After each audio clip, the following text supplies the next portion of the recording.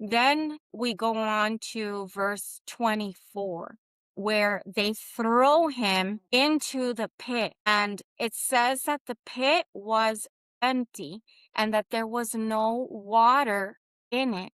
They took him That's why in my and Bible it says cistern, que es una cisterna, that we don't see those a lot here, but in Honduras, I know what a cisterna is. And actually, I think my grandma actually here in Miami had one too. But it's underground because you know how the well is up and it's down. So imagine without the well, the hole where the water is. yes, correct. So now he's lying at the bottom of this pit. He didn't do anything wrong. The only thing that Joseph did was obey his father to go look for his brothers.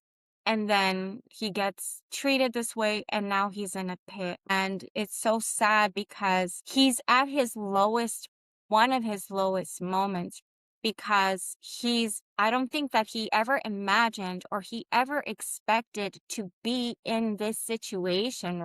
And sometimes when we find ourselves in our own pits, doesn't mean that God's abandoned us or that God's forgotten about us. God knows everything. There's nothing, not one thing that happens in our lives that is not filtered through the hands of God. Like He knows every single detail, beginning, middle, and end of our lives.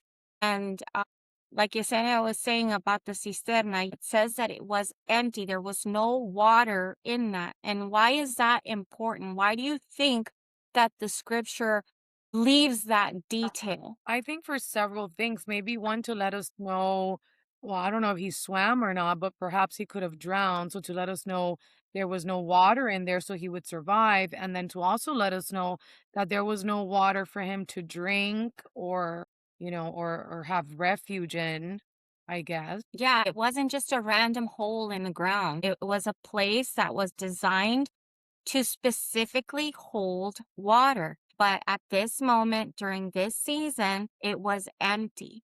And he's not drowning in this water. He's just trapped. There's no way out for him. He's still alive. Who knows if there would have been water? Because again, we don't know if he knew how to swim or not, Right. but it was empty. And can you imagine yourself as Joseph and you're just sitting in this hole and you can probably hear your brothers talking above you and who knows what's going on because again it doesn't tell us. All we Yeah, it know is that doesn't he say because probably we'd be screaming, right? Our heads off. exactly like why are you doing this, let me out, Right. like any person would be behaving. It only tells us that he's alone, that he's helpless, and he has no idea what his brothers are planning for him next. And even though this is like sad, it's very relatable because we can put ourselves in that pit with Joseph.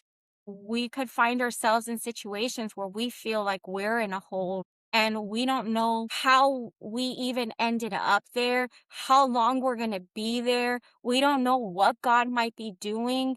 And you just went from one normal day into this situation. And sometimes when you are living a life that you're not supposed to be in, you're like, Lord, how did I even end up here? And Joseph doesn't get to know the answer at that time.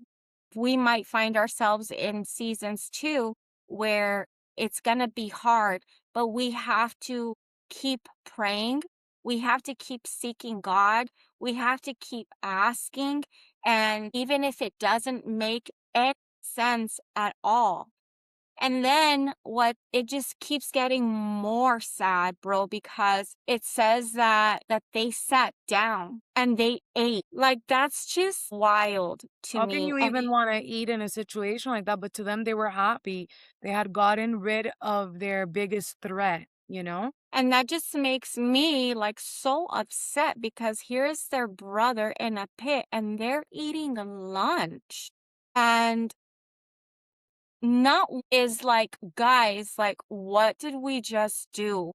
No, it just says that they're sitting down and they're eating like it's any other day. And that's how far their hearts had drifted. What they just did was so gross to their own brother, bro, that it didn't even interrupt their lunch. And when we keep feeding sin again, we don't confess it and we don't bring it to the feet of Jesus, we start getting desensitized to things. And the things that used to grieve our hearts, they don't bother us anymore because you start to get so comfortable with your sinful patterns of behavior that, again, you can just sit there, smile, live your life like nothing.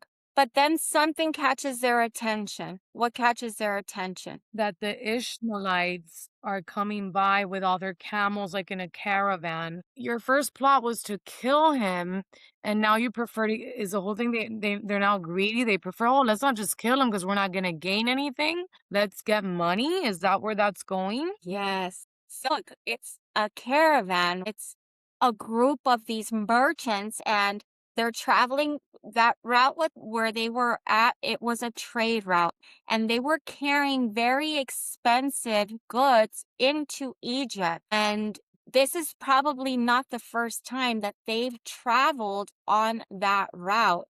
And none of them realize that these moments, they're going to like collide and it's going to change all of their lives. And then one of the brothers, Judah, he says to the other one, like, what profit is it if we kill him and we conceal his blood? The first thing that comes out of their mouth is profit. Not if we do this, there's no turning back. If we do this, what's dad gonna think? Or maybe we took this too far. If we're gonna do this, we might as well make money. They're not even treating him like a person anymore. He's become like this property. Yes, like a goat or like a piece of land or a transaction. And he becomes just like a few extra pieces of silver because at the end of the day, their logic is, well, if he's going to disappear anyway, then let's just make money off of him. And how sad is that? Like, instead of saying like, okay, what, let's stop. Like, how do we save our brother? Or like, how do we keep him from like snitching on us and not telling dad what we just did to him? No, it's like, how do we profit from our brother? Sin changes the way that we see people. Instead of loving people, we become accustomed to using them, to manipulating them. And this is so disgusting because then Judah goes on and he's like, okay, let's sell him to these Ishmaelites and what do they say? Like, don't let our hand be on him. Like, because he's a brother. All of a sudden, he's our brother. And at this point, I'm reading this and I'm all like, exactly. He's your freaking brother, bro. Like, what are you doing? And it's almost like he's trying to convince himself that selling Joseph is the best option. Hey, at least we won't have to kill him. No, you don't have to kill him. But what you're doing is that you're selling your brother into slavery. You're betraying your brother.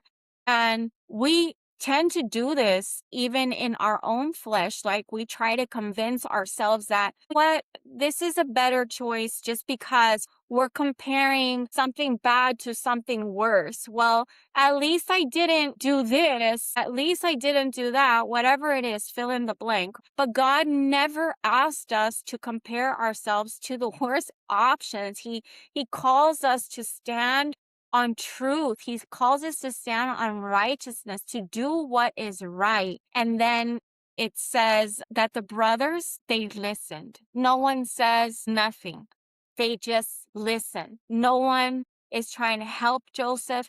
They all agree. And just a few verses earlier, we had just read that they wanted Joseph dead. They weren't going to sell him. They were going to kill him. They weren't thinking of him like, we're going to get money for him. Like, again, like he's some goat or a piece of land. They were looking for a way now to benefit from the evil because what they were doing was evil,